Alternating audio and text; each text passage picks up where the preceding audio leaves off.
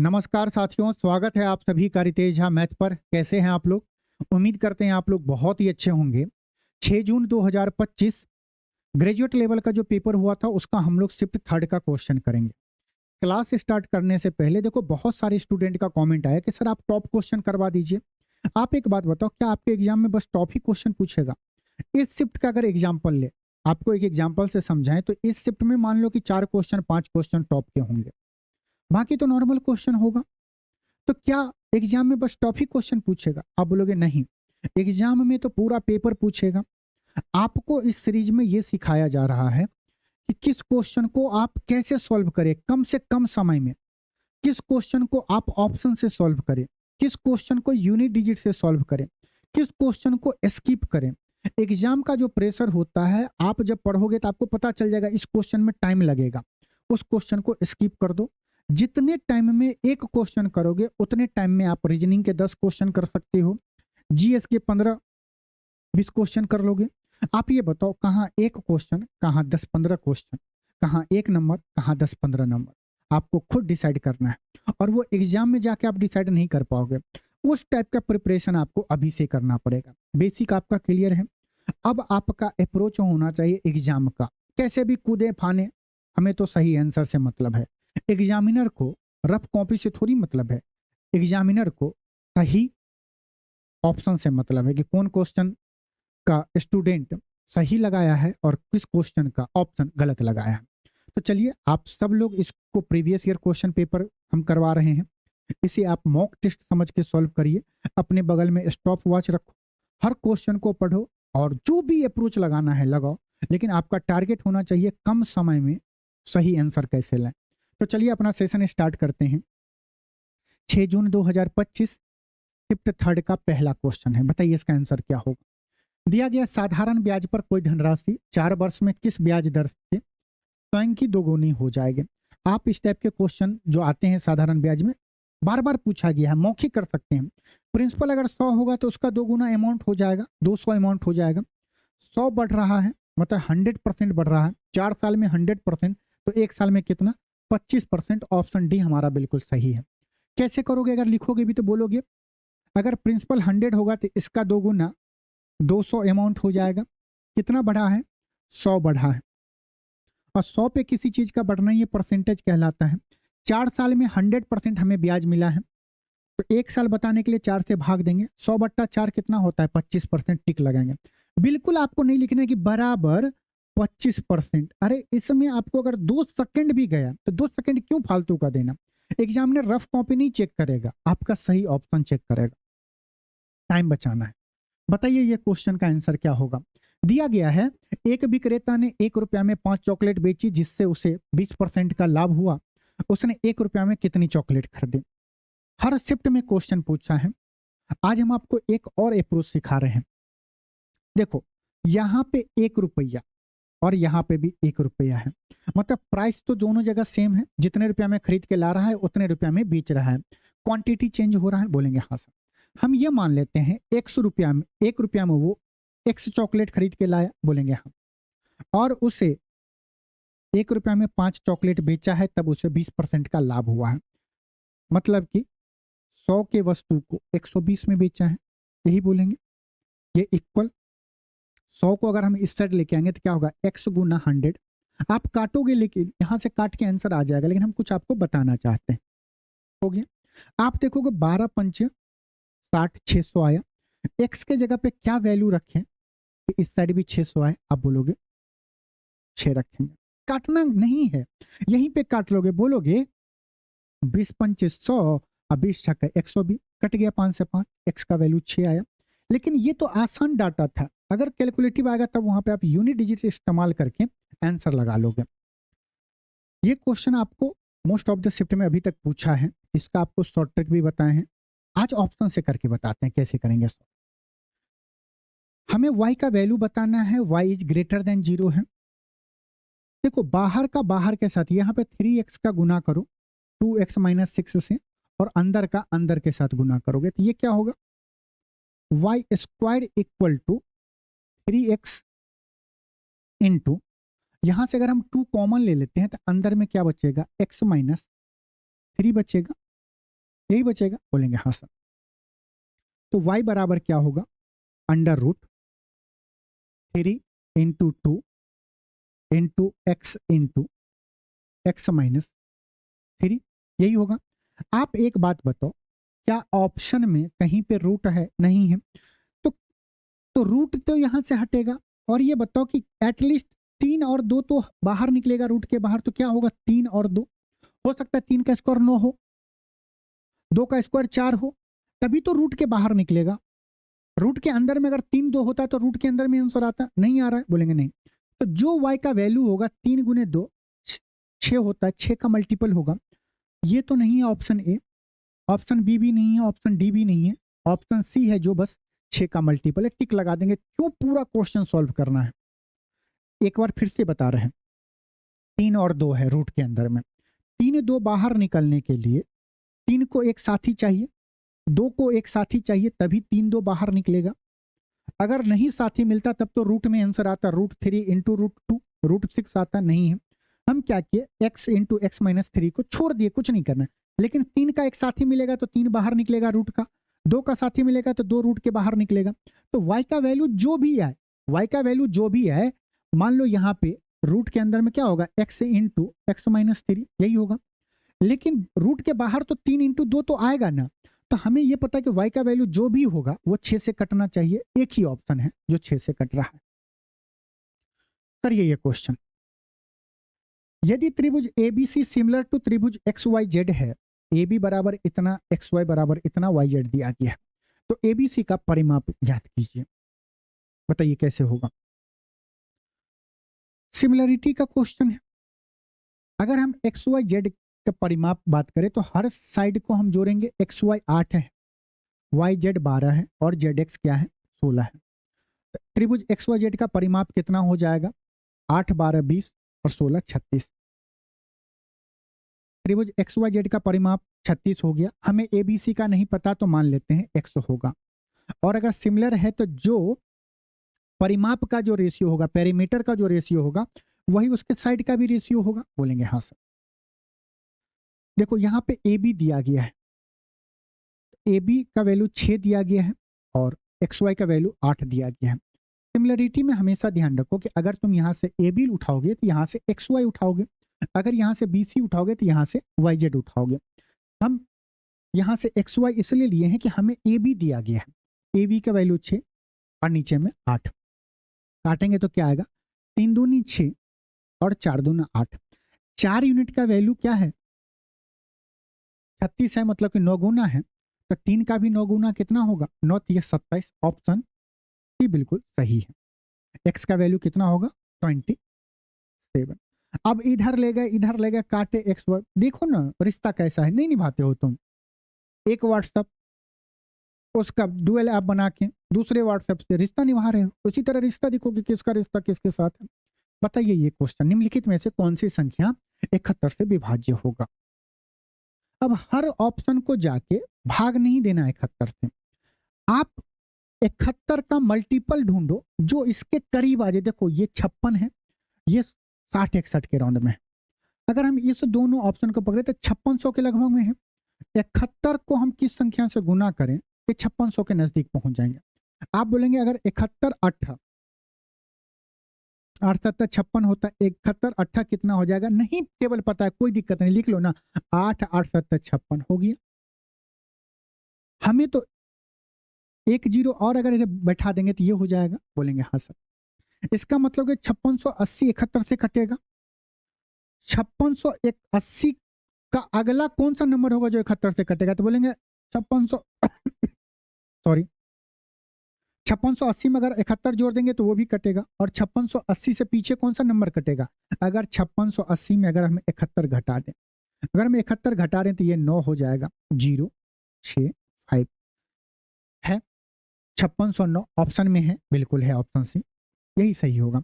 अगर ये नहीं होता, 609 नहीं होता, मान लो यहाँ पे आता 605, तो 605 नहीं कटेगा, 603 नहीं कटेगा, हम 6000 के नजदीक जाकर चेक कर लेते। हर एक ऑप्शन को भाग नहीं देंगे। आइए करिए ये क्वेश्चन सर। दिया गया 8x² + 27y को, ये फॉर्मूला है कि नहीं? जिनको याद होगा सिंपल बोलेगा कि ये ए प्लस बी माइनस सी के फॉर्मूला पे है, बचेगा क्या, ए प्लस बी माइनस सी बचेगा। हम बोले अगर आपको फॉर्मूला नहीं याद रहे तब उस क्वेश्चन को कैसे सॉल्व करोगे, एग्जाम का अप्रोच है। ये देखो यहाँ पे माइनस है, जेड के साथ माइनस लगा हुआ, ये कंफर्म हो गया है कि तीनों प्लस में नहीं होगा, माइनस में एक चीज होगा। और यहाँ पे देखो एक ही जगह माइनस लगा हुआ है, मतलब कि जो भी आंसर होगा उसमें दो जगह माइनस नहीं होगा, यहाँ पे दो जगह माइनस, ये भी नहीं होगा। बोलेंगे हाँ सर। दो ऑप्शन कट कर दिए। अब ये दो ऑप्शन में कौन सा सही होगा, देखो यहाँ पे जेड के साथ माइनस है ना, क्यूब है मतलब जेड माइनस हुआ रहेगा, कहाँ पे जेड माइनस में है, ऑप्शन सी में है। बी में तो क्या है, वाई माइनस में है, तो ये भी नहीं होगा। इस तरह कर लेंगे, फॉर्मूला नहीं याद रहे तो। नहीं तो वैल्यू पुट करके देख लो, एक्स का वैल्यू 0, वाई का वैल्यू 0 कर लो, पता चल जाएगा कि जेड का वैल्यू क्या है, माइनस में आएगा। बताइए ये क्वेश्चन का आंसर क्या होगा। मजा आ रहा है, मजा आ रहा है तो वीडियो को लाइक करना है, शेयर करना है, चैनल पे नए हैं तो चैनल को सब्सक्राइब भी करना है। आप लोग लाइक नहीं करते। यदि दो संख्याओं का अनुपात 17:7 है तथा उनका एलसीएम और एचसीएफ का गुणनफल दिया गया है, तो एलसीएम तथा एचसीएफ का व्युत्क्रमानुपाती मतलब क्या होता है, 1/LCM प्लस 1/HCF। पूरा नहीं लिखना है, अगर इसे सॉल्व करेंगे तो क्या आएगा, ऊपर में L प्लस H आएगा, एलसीएम प्लस HCF, नीचे में क्या आएगा, एलसीएम इंटू HCF आएगा, यही आएगा। बोलेंगे हाँ सर। जबकि हमें दिया है एलसीएम इंटू HCF कितना दिया है, 119 दिया है। कितना दिया है, 119 दिया है। किस ऑप्शन में, एक ही ऑप्शन है, पूरा क्यों सॉल्व करना, एक ही ऑप्शन में दिख रहा है 119 नीचे में है, ऊपर नहीं सॉल्व करना है। आंसर क्या होगा, या तो 119 होगा, नहीं तो 119 का कोई फैक्टर होगा। 119 का कोई फैक्टर है ही नहीं, एक ही जगह पे है, लगाएंगे और ऑप्शन बढ़ेंगे, ऐसे करेंगे सॉल्व। बताइए क्वेश्चन, 20 मीटर गहरी और 36 मीटर चौड़ी एक नदी 2.7 किलोमीटर पर आवर की दर से प्रवाहित हो रही है। प्रति मिनट समुद्र में प्रवाहित होने वाली जल की मात्रा ज्ञात कीजिए मीटर क्यूब में। देखो ये मीटर क्यूब आपको बता रहा है कि वॉल्यूम बताना है, मीटर क्यूब बता रहा है वॉल्यूम बताना है। यहीं पे मीटर स्क्वायर होता तो बोलते एरिया बताना है, मीटर क्यूब मतलब वॉल्यूम बताना है। वॉल्यूम कैसे निकालेंगे, बोलेंगे 20 मीटर, उसके लिए हमें तीन चीज को आपस में गुना करना पड़ेगा, 20 मीटर गुना 36 मीटर, और पानी कितने दर से बढ़ रहा है, 2.7 किलोमीटर पर आवर की दर से प्रवाहित हो रहा है। प्रभावित नहीं हो रहा है, बह रहा है। 2.7 किलोमीटर पर आवर है। अगर हम ये मीटर मीटर में, तो इसे भी मीटर में कन्वर्ट करेंगे तो 1000 से गुना करेंगे, और नीचे में क्या है, आवर है, हमें 1 मिनट का पूछ रहा है तो 60 से हम भाग दे देंगे। बोलेंगे हाँ सर। दशमलव अगर हटाएंगे तो नीचे में 10 आ जाएगा, 0 0 से 1 0 ये काट दिया, 1 0 ये काट दिया। यहाँ पे 6 है, 6 से अगर 36 को काटेंगे 6 बार में आएगा, आएगा। बोलेंगे हाँ सर। हम जैसे ही देखें कि यहाँ पे जब गुना कर रहे हैं, बता रहे हैं आपको, 2 गुना 6 गुना 27 गुना 100, 100 देखने से ये पता चल गया कि वो ऑप्शन सही होगा जिसका लास्ट का 2 डिजिट 00 होगा। ए नहीं है, डी नहीं, ठीक है। 2 जीरो के बाद क्या होगा, यूनिट जीरो को 7 छक 42 और 2 दूनी 4, मतलब जब हम इसे सॉल्व करेंगे तो लास्ट में 2 डिजिट तो 00 होगा, उसके बाद क्या होगा, 4 होगा, 7 छक 42 और 2 दूनी 4, मतलब लास्ट का 3 डिजिट क्या होगा, 400। ऑप्शन सी बिल्कुल सही है। पूरा गुना नहीं करना है, क्यों टाइम लगाना है। बताइए ये question, 4x Q minus 8x square minus 13x plus 19 बराबर 0 है। देखो ये रेलवे में पहली बार यहाँ पे इस जो अभी हम लोग क्वेश्चन देख रहे हैं, पहली बार क्वेश्चन पूछा है। आपको पता है क्यूब का रूट कैसा होगा, A X squared plus A X cube होगा, A X cube plus B X squared plus C X plus D. मान लेते हैं इसका 3 रूट होगा, क्योंकि क्यूबिक इक्वेशन है अल्फा बीटा और गामा। यही होगा। हमसे सम पूछ रहा है, मतलब alpha plus beta plus gamma, क्या होगा? देखो एक्स स्क्वायर का कोफिशिएंट क्या है? बी, तो minus B upon X cube का coefficient A, minus B by A होगा। तीनों के रूट का प्रोडक्ट क्या होगा? Alpha into beta into gamma, constant term D minus का डी बट्टा ए होगा। अगर ये बात आपको याद रहता तो आप डायरेक्ट सॉल्व करते कि देखो माइनस बी बाय ए, मूलों का योग क्या होगा? Minus B. माइनस बी क्या है? एक्स स्क्वायर का कोफिशिएंट, माइनस का 8 है तो ये क्या हो जाएगा? प्लस 8 हो जाएगा, माइनस इंटू माइनस प्लस। ए क्या है? 4 है, 8 बट्टा 4 क्या आया? 2 आया। एक बार ऑप्शन को देखेंगे तो देखेंगे एक ही जगह पे 2 है, ऑप्शन ए हमारा बिल्कुल सही होगा। प्रोडक्ट नहीं निकालना है, क्यों टाइम बर्बाद करेंगे, सीधे 2 लगाएंगे, ठीक, आगे बढ़ जाएंगे। 2 ऑप्शन में होता तब निकालते हैं। Minus D by A, D क्या है? कांस्टेंट, माइनस का 19 बट्टा 4, ए की जगह पे 4 है, माइनस 19 बट्टा 4। तो ये आपके एग्जाम में ग्रेजुएट लेवल में अभी तक जो हम लोग शिफ्ट कर रहे हैं 6 नंबर का, 6 जून का शिफ्ट 3rd कर रहे हैं, अभी तक में ये पहली बार क्वेश्चन पूछा है क्यूबिक इक्वेशन का। हो सकता है आगे पूछा हो, तो याद रखना, अब आगे नहीं लिखेंगे। बताइए इस क्वेश्चन का आंसर। कॉट थीटा बराबर 3/4 है तो साइन 3 थीटा का वैल्यू बताइए क्या होगा। अब ये क्वेश्चन वही स्टूडेंट करेगा जिसको साइन 3 थीटा का फॉर्मूला पता होगा, बाकी नहीं कर पाए। कैसे करेंगे? देखो साइन 3 थीटा का फॉर्मूला क्या होगा? देखो एक बार 3 को उठाओ, उठा लिए तो क्या होगा? साइन थीटा, और 3 को कहीं रखोगे ना तो इसके पहले लिख दो, लिख दिए। अब एक बार 3 को उठाएं तो 3 साइन थीटा, अब एक बार 3 को उठाओ और पावर में कर दो तो क्या होगा? Sine cube theta. आप किसी भी तरह रट लो, एग्जाम में बस आंसर चाहिए। 3 साइन थीटा, यहां पे हो गया साइन क्यूब थीटा, 3 है यहां पे 4 माइनस, ये फॉर्मूला आपको याद होगा तो क्वेश्चन सॉल्व करेंगे। अब तो आसान हो गया। कॉट थीटा क्या होता है? बेस 3 दिया गया है, परपेंडिकुलर 4 दिया गया है, हाइपोटेनस कितना होगा? 3 4 5, ट्रिपलेट बन रहा है। यहां पे वैल्यू रखेंगे तो क्या होगा बताइए? 3 गुने परपेंडिकुलर बाय हाइपोटेनस 4 बट्टा 5 माइनस 4 इंटू किसी का क्यूब करेंगे 64 बट्टा 5 का क्यूब 125 होगा। नीचे में 25 है तो हम चाहते हैं कि इसे भी 25 बना ले, तो क्या होगा? ऊपर नीचे 125 है तो यहाँ पे भी 125 बनाने के लिए ऊपर नीचे 25 से गुना कर देंगे, तो नीचे 125 बन गया, हाँ या ना? बोलेंगे हाँ सर।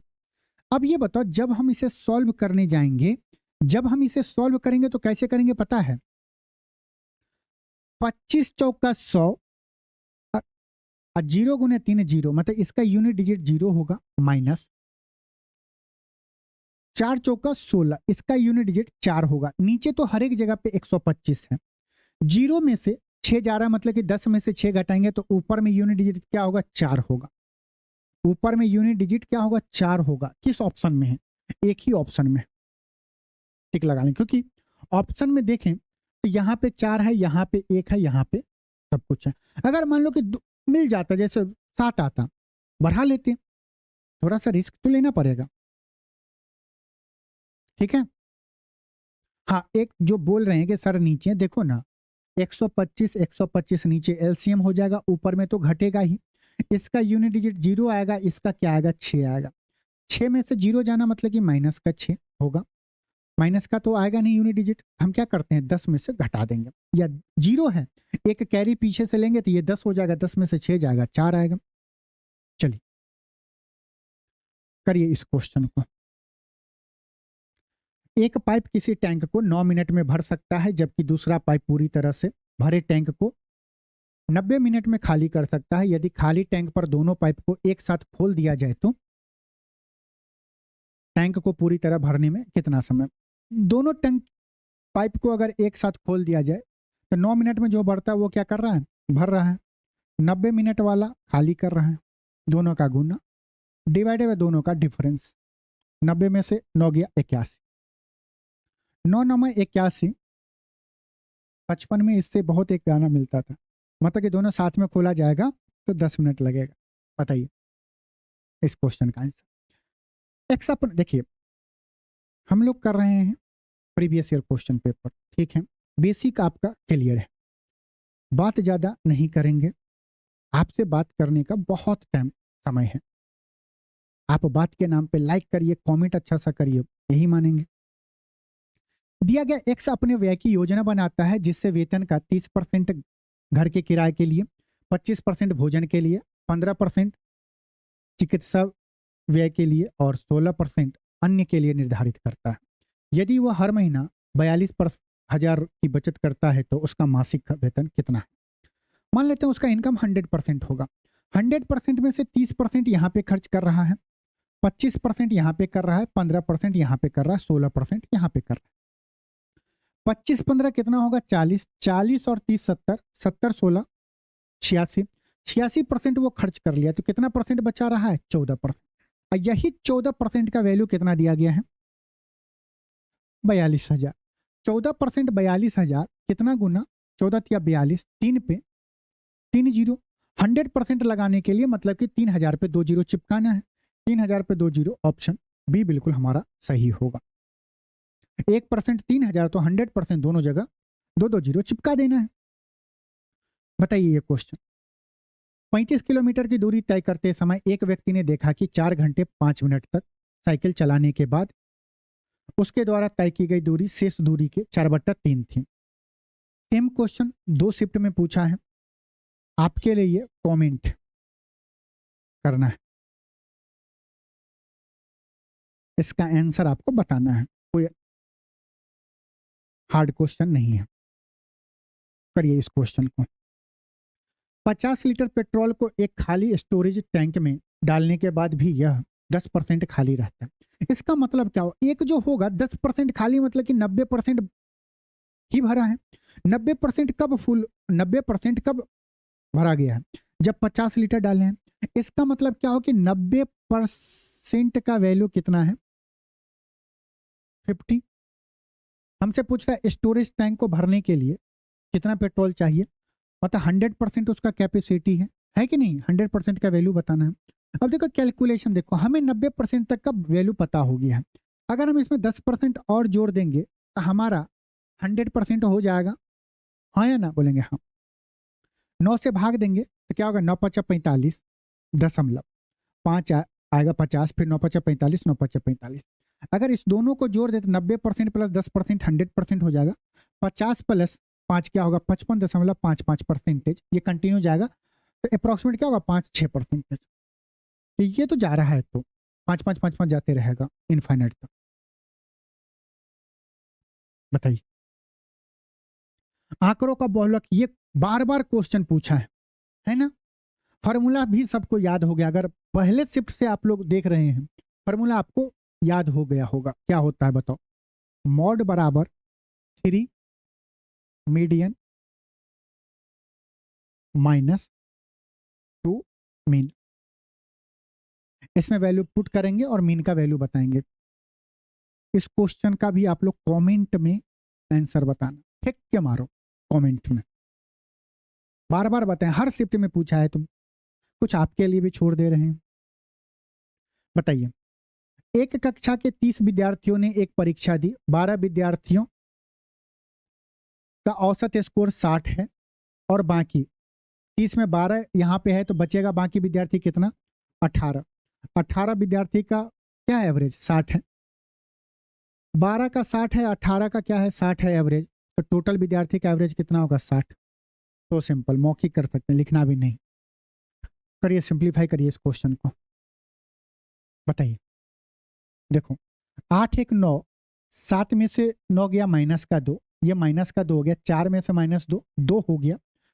2 माइनस 2 यहाँ पे प्लस 2, 2 में से 2 गया, पूरे का वैल्यू क्या हो गया? 0 आ गया।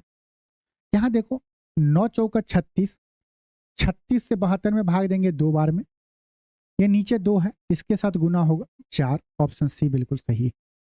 देखो यहां तक तो आप कर लोगे। 72 भागा 36/2 है। भाग को जब गुना में कन्वर्ट करेंगे तो ये पलट जाता है। 72 गुना 2/36। पलटना तो जानते ही होंगे, 36 दूना 72, 2 दूना 4, आंसर क्या होगा? 4। आइए करिए नेक्स्ट क्वेश्चन। क्या होगा? गौरव ने क्रमशः पहला पेन 444 और दूसरा पेन 356 में खरीदा। वह पहला पेन 75% लाभ पर बेचता है, लेकिन खरीदार कीमत के लिए मोल भाव करता है और उसे उस पर 14% की छूट देनी पड़ी, और उसने दूसरा पेन 48% के लाभ पर बेचा। इस पूरे लेन देन में उसे कुल कितना लाभ? 2 दशमलव स्थानों तक सही बताना है। देखो, फर्स्ट टाइम जब ये क्वेश्चन देखोगे तो इससे आपको स्किप करना चाहिए। क्या करना चाहिए? स्किप करना चाहिए, कैलकुलेटिव है। सेकेंड टाइम में सॉल्व करेंगे, लेकिन अभी तो आसानी से कर सकते हैं। पहला पेन 444 है, इस पे क्या हो रहा है? 75% का लाभ और 14% का डिस्काउंट दे रहा है, तो ओवरऑल पहले निकाल लेते हैं। 75% का लाभ माइनस 14 का डिस्काउंट माइनस 75 इंटू 14/100, यही ओवरऑल परसेंटेज होगा। 25 दिया 75, 25 चौका 400, 4 से 14 को काटेंगे 3.5 आएगा। 3.5 इंटू 3 कितना हो जाएगा? 10.5 होगा। Minus 14 minus 10.5, 24.5। 75 में से 24.5 घटेगा तो कितना होगा? अगर 2500 होता तो 50 होता, ये क्या हो जाएगा? 50.5%। मतलब कि ऐसा लेन देन कैसा? 75% लाभ पर बेच रहा और 14% का छूट दे रहा है, तो उसको ओवरऑल 50.5% का लाभ होगा। बोलेंगे हाँ सर। अब ये बताओ, जैसे ही हमें 444 का प्रॉफिट बताना है तो 50.5% होगा। परसेंटेज हटाएंगे तो नीचे में 100 आएगा, जमा क्या है? 356 इंटू 48%, 48/100, यही आएगा। बोलेंगे हाँ सर। अगर हम दशमलव हटा दें तो यहाँ पे क्या आएगा? 0। इससे काटेंगे 5 दूनी 10, इसको काटेंगे 2 से 222। 5 से अगर इसे काटेंगे तो ये कितना आएगा? 101 बार आएगा। अब देखो, यहाँ पे भी 100 है, यहाँ पे भी 100 है, मतलब कि जो भी वैल्यू आएगा तो दशमलव का 2 डिजिट होगा। तो ये आपको माहौल बनाने के लिए कि 2 दशमलव स्थानों तक सही बताना है। आ ही रहा है, तब हम अब इसे कैसे सॉल्व करेंगे? तब तो ये खेला हो गया। अब तो जब हमें पता है कि दशमलव का 2 डिजिट आएगा, अब देखो सिंपल, अगर आप इसको सॉल्व करोगे तो ये क्या होगा? 222 गुना 1.01 हो सकता है, लिख सकते हैं, प्लस 3.56 गुना 48, किसी के साथ दशमलव लगा देंगे, मतलब ये तो पता चलेगा दशमलव का 2 डिजिट होगा। अब अगर यूनिट डिजिट से जाएंगे तो भी आपका आंसर आ जाएगा, लेकिन आप लास्ट का 2 डिजिट निकाले। देखो यूनिट डिजिट से कैसे होगा? 2 गुने 1 क्या होगा? 2, 8 छक्का 48, इसका यूनिट डिजिट 8 आ रहा है। 2 + 8 यूनिट डिजिट पे क्या होगा? 0 होगा। एक ही ऑप्शन में है, ऑप्शन ए हमारा बिल्कुल सही होगा।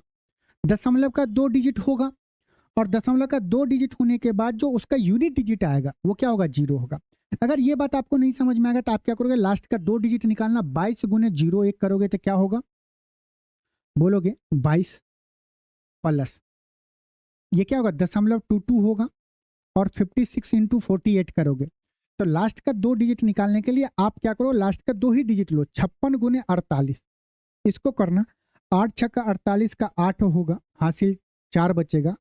8 पंच 40, 6 चौक 24, 40 24 64, 64 प्लस 4 कितना हो जाएगा? 68, मतलब कि लास्ट का 2 डिजिट कितना आया? 8 आया।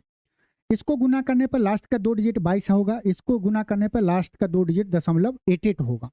इस दोनों को जब जोड़ेंगे तो ये क्या होगा? दशमलव का क्या होगा? 8801, दशमलव का 10, एक ही ऑप्शन में जो दशमलव का 10 है। तो आप ऐसे पूरा मत करना गुना, ये बताने के लिए इतना टाइम लग रहा है। वैसे आप जब खुद से करोगे तो बहुत आसानी से कर लोगे, पूरा गुना करने की आवश्यकता बिल्कुल भी नहीं है एग्जाम हॉल में। करिए क्वेश्चन बताइए। पाइप ए एक टैंक को 9 मिनट में भर सकता है, जबकि पाइप संपूर्ण भरे टैंक को 10 मिनट में खाली कर सकता है, जबकि पाइप कौन सा? बी 10 मिनट में खाली कर सकता है। शुरू में पाइप ए को खोला जाता है और 3 मिनट के बाद पाइप बी को, मतलब कि पहले क्या किया? पाइप ए को खोल दिया 3 मिनट तक के लिए, फिर उसके बाद बी को खोला। तो पूछ रहा 7 भरने का मतलब कि ए क्या कर रहा है, फुल कर रहा है, और बी क्या कर रहा है, खाली कर रहा है। बताए हुए हैं कि देखो बी को कितना देर तक खोला है, ए को 3 मिनट तक, तो 9 में से 3 घटा देंगे तो क्या होगा 6 गुना बी कितने 10 मिनट में कर रहा है अकेले, इसका अंतर 10 में से 9 गया 1, सॉल्व करेंगे तो कितना आएगा 60 मिनट। मतलब कि दोनों को अगर इस तरह से करेगा तो 60 मिनट में टंकी फुल हो जाएगा। एलसीएम नहीं लेना है। करिए बताइए। 9900 की धनराशि को 20% वार्षिक चक्रवृद्धि ब्याज दर से निवेश किया जाए, जबकि ब्याज अर्धवार्षिक रूप से संयोजित होता है, तो 1 वर्ष बाद मिश्रधन ज्ञात कीजिए। हमसे मिश्रधन पूछ रहा है। जैसे ही हम ये 9900 देखें ना, हमें पता है कि जो मिश्रधन होगा 9900 गुने यहाँ पे कुछ परसेंटेज का वैल्यू होगा जिससे गुना होकर निकलेगा। बोलेंगे हाँ सर। और 99 के अंदर में क्या है 11 गुना 9, मतलब जो हमारा आंसर होगा वो 9 से कटना चाहिए। सम ऑफ डिजिट चेक करो, 7 3 10 10 2 12, 9 से नहीं कट रहा। 9 कट गया, 5 4 9 कट गया, 3 नहीं कट रहा, मतलब ये पूरी संख्या 9 से नहीं कटेगा। 9 कट गया, 4 2 6 1 7, 9 से नहीं कटेगा। 9 कट गया, 9 कट गया, 7 2 9, मतलब ऑप्शन बी बिल्कुल सही होगा जो 9 से कट रहा है। 11 से क्यों चेक करने जाए, ऑप्शन बी बिल्कुल सही है। बताइए इसका आंसर क्या होगा। दिया गया एक समूह में 6 व्यक्तियों की आयु 25 30 35 40 45 और 50 है। उनकी आयु का मानक विचलन स्टैंडर्ड डेविएशन बताना है। देखिए फर्स्ट टाइम इस क्वेश्चन को आपको स्किप करना चाहिए मेरे हिसाब से, क्योंकि देखो स्टैंडर्ड डेविएशन निकालने के लिए आपको मीन जरूरत पड़ेगा, मीन डेविएशन पड़ेगा, फिर आपको वेरिएंस पड़ेगा, उसके बाद आपको स्टैंडर्ड डेविएशन निकलेगा। अभी तो आसान है तो आप निकालते हैं, बता रहे हैं। मीन निकालेंगे, मीन क्या होगा, सबको जोड़ के डिवाइड बाय 6 करेंगे, जोड़ेंगे तो 5 5 10 5 15 का 5 हो जाएगा, 1 बचेगा, तो 1 1 2 1 3 हो गया, 3 3 6 3 9 9 4 13 4 17 17 और 5 22,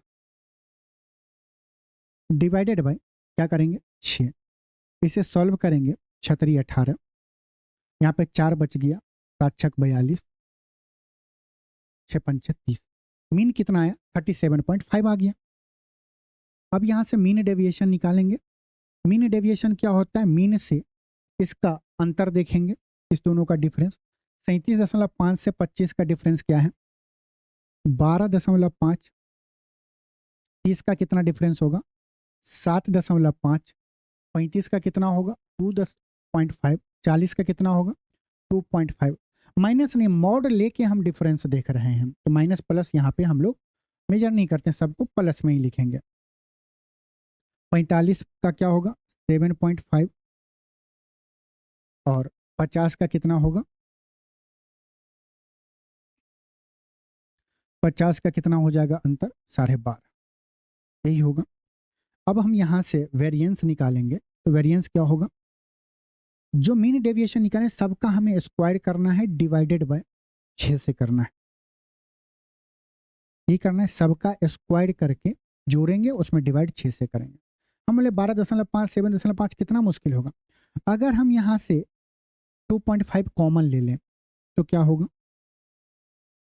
इसका भी हमें स्क्वायर वेरिएंस के लिए करना पड़ेगा, तो अंदर में क्या बचेगा, यहाँ पे आपको बच जाएगा 5, जब 2.5 से 12.5 में भाग देंगे तो 5 बचेगा, 5 का स्क्वायर 25 प्लस 7.5 में 2.5 से भाग देंगे 3, 3 का स्क्वायर 9 प्लस यहाँ पे क्या बचेगा 1, 2.5 यहाँ पे 1 बचेगा, 1 का स्क्वायर 1 प्लस यहाँ पे क्या बचेगा 3, 3 का स्क्वायर 9 प्लस यहाँ पे 5 बचेगा, 5 का स्क्वायर 25 और डिवाइडेड बाय 6।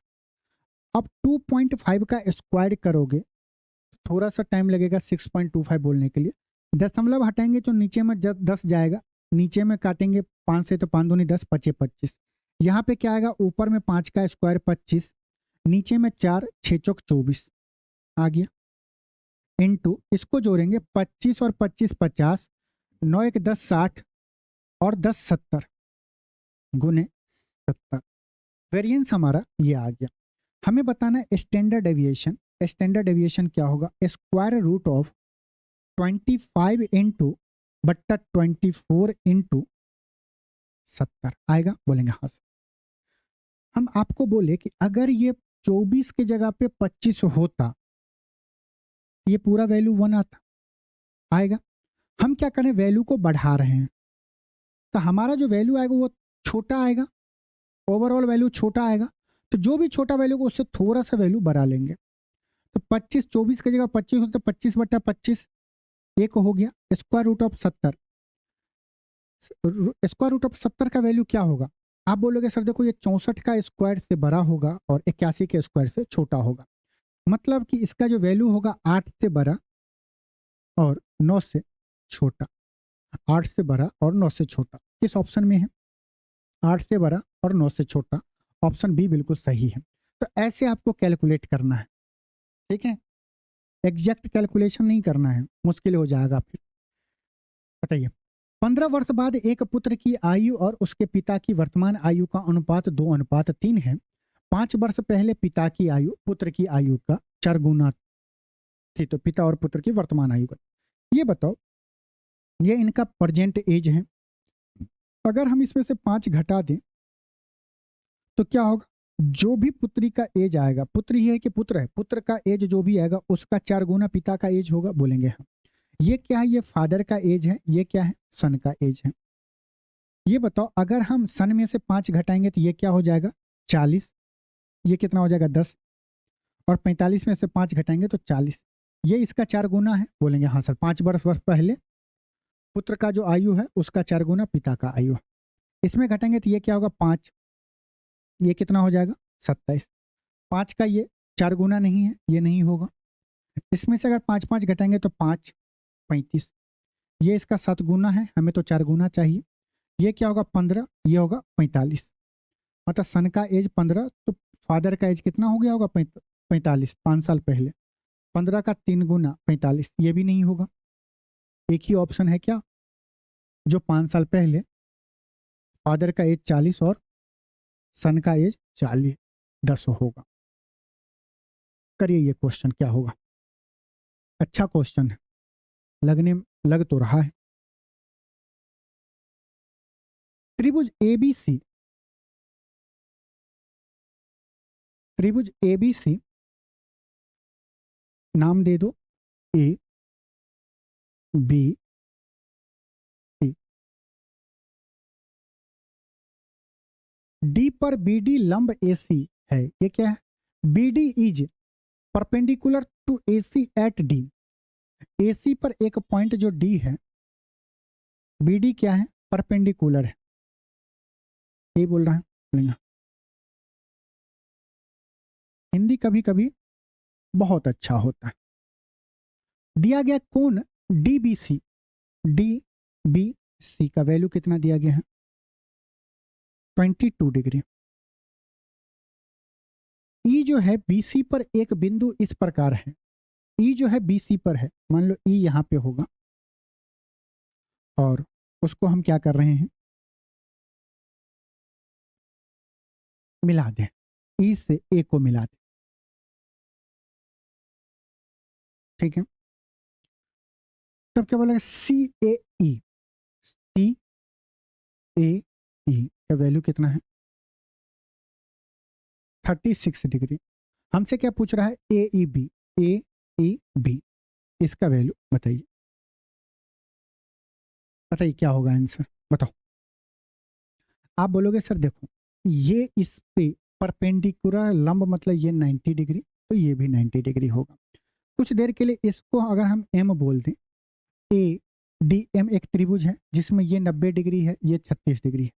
ये जो हम एम को एक्सटेंड किए हैं तो ये इस त्रिभुज का बाह्य कोण होगा, बोलेंगे हाँ। बाह्य कोण अंतः दो समूह कोण के योग के बराबर होता है। 90 प्लस 36 क्या होगा? 126 हो गया। इस कोण का वैल्यू 126 डिग्री। एम, ये बी एम ई एक त्रिभुज है जिसमें ये कोण और इस कोण का योग बराबर ये होगा, क्योंकि ये क्या है? 126 डिग्री एक्सटर्नल एंगल है। इस दोनों कोण का योग बराबर 126 डिग्री होगा। अगर ये 22 डिग्री है तो ये कितना होगा? 104 डिग्री। तभी तो इस दोनों का योग 126 डिग्री होगा। ऑप्शन ए बिल्कुल सही है। इससे आसान आप उस क्वेश्चन को नहीं कर सकते हैं। एसएससी में बार बार पहले जवानी के दिन में हमारे आया करता था क्वेश्चन। करिए ये क्वेश्चन क्या होगा, वहीं से कॉपी मारा है।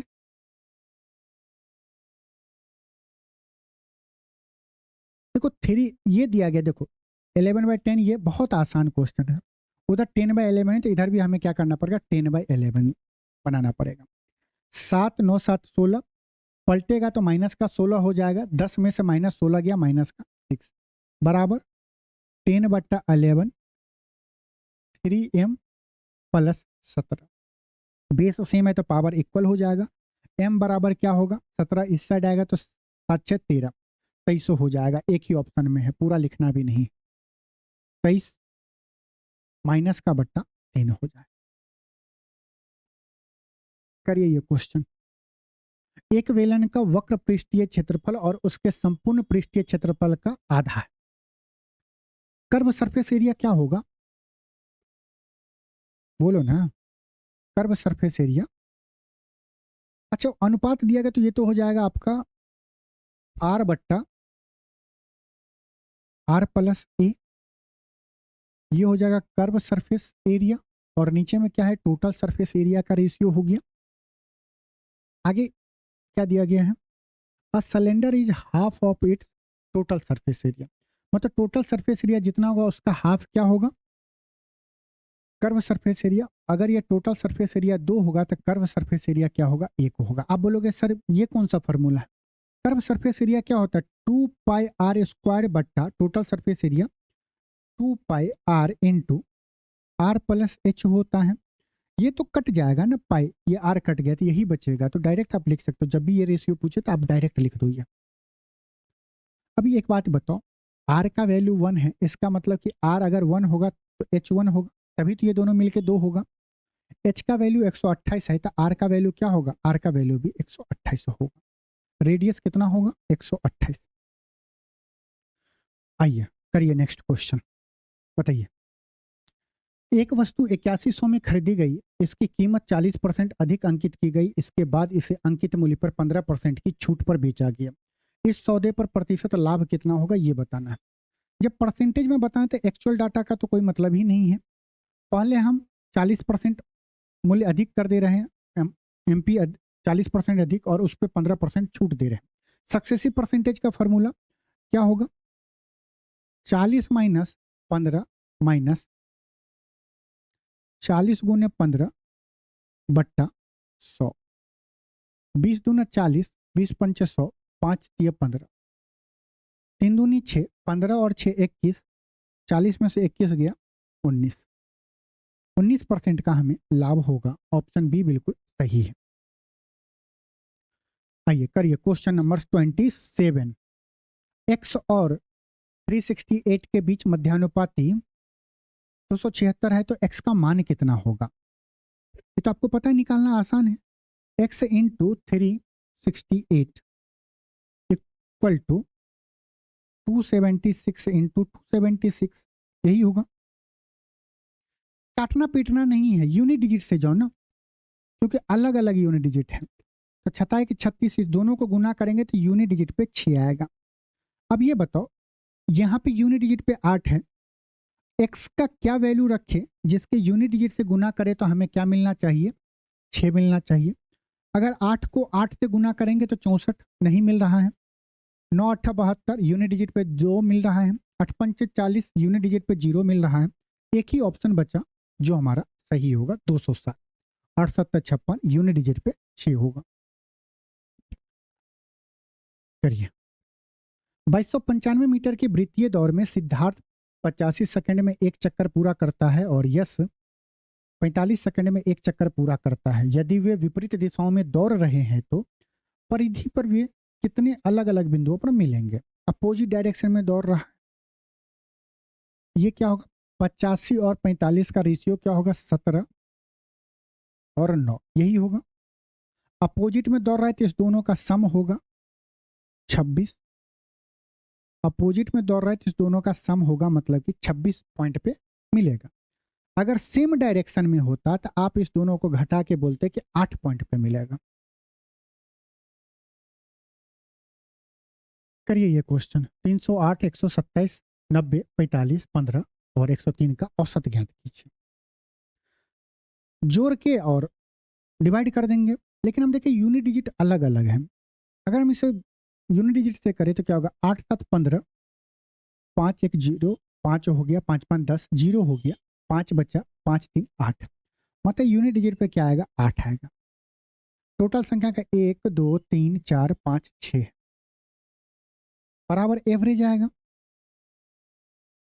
सबको जोड़ के डिवाइडेड बाय 6 करेंगे। आप बताओ यहाँ पे यूनिट डिजिट पे 8 है, बराबर एवरेज क्या होना चाहिए जिसमें अगर हम 6 से गुना करें तो यूनिट डिजिट पे 8 आएगा।